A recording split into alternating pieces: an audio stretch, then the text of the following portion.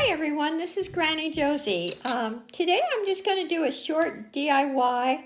I've had a lot of questions on how I make my tabs on my makeup bags. And by the way, I call these the anything bag or anything pouch. But I've had several questions, and I even had one person ask me if I would teach them. So I'm just going to do a really quick tutorial on this, and I know there's, excuse me, a lot of tutorials on YouTube, but this is how I do it. First of all, I quilt all my pouches, and I also use a Pellon's fusible fleece, and this is pretty expensive. It's like about $5 a yard. And I do try to buy it on a bolt and get it a little cheaper. But anyway, I turn it over first of all. If you can see, I mark my squares. Let's show you this. I mark them so they're all even. And after it's finished, they look nice. Okay, as far as the tabs, I know a lot of people make pouches without the tabs. They put the zipper all the way to the end. I don't particularly like them that way. I like to do the tabs. And this particular pouch, this fabric is 11.5 by 9.25. Now also several people have asked me what pattern I use. I don't use a pattern. I decide the size I want, I measure and I cut. And I've sewed for many years, so I'm not real fussy about measurements. You can always trim afterwards. And first of all, you can use any size zipper. You don't have to buy a particular size. This is a very long one. I think this is about a 24-inch. And what I do is I move the zipper tab, I cut it off at the end like that. I put my tab right there and I pin it. And you can see. And then I sew. These tabs I make, they're 2.5 inches wide. And I take it to the steam iron, fold it in half, and then fold it under. Makes a beautiful finishing touch. I do that to the other end. Put your zipper and just, I'm sure if you haven't sewed a lot, you should measure.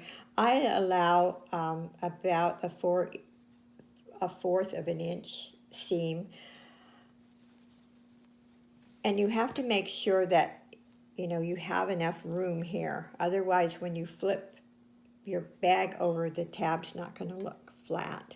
So make sure your seams are straight. And like I said, after you do all of that, this is what it should look like.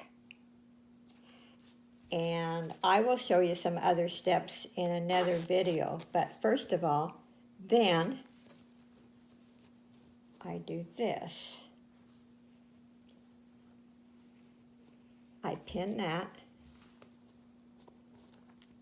and I sew that. And then I take the other one. Now, I haven't quilted this one because I wanted to show you what it looks like. It's not quilted. And see, this is fusible. So when you go to quilt it, it's not going to pull away. And that's what's really important because you don't have that bulk. And like I said, you sew one side, and then after that stitched, then you flip that over and you sew it to the other. And I can show that in a later video. Also, my lining, you can get a matching or you can put some wild print inside. It's kind of interesting. cut it the same size. And what's really important, I've learned over the years with sewing, is you have to iron, you have to steam to make it look really finished. I don't ever sew a project without steaming each piece.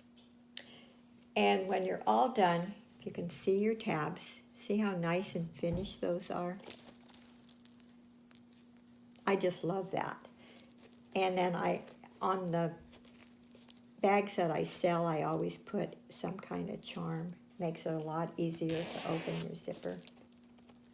And I will show you how the lining looks. The only seam that you see is on the very bottom where you have to flip your fabric. I know there's a tutorial out that, and it's very easy to do, that you show all the seams. For my own taste, I don't like to see the seams other than that one. Don't you love this fabric though? This is one of my favorite fabrics.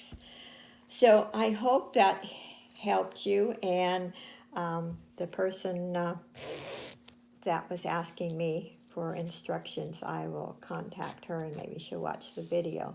If you'd like to see more of this, let me know, and if you'd like to see how I put the whole bag together, let me know. The way my house is set up, it's not going to be convenient for me to bring my sewing machine on the table and actually show you how I sew it. So I thought I would do it like this. If it didn't help you, let me know. This is my first tutorial. I usually do jewelry and jewelry jars, so this is my first time at this, but I thought it might be helpful because I don't have the time to actually help someone with instructions. So I was thinking maybe I should do a couple of tutorials. Anyway, I hope you enjoyed this. If you did, please give me a thumbs up. And if you're not subscribed, I would appreciate you subscribing. Thank you very much for watching. Bye.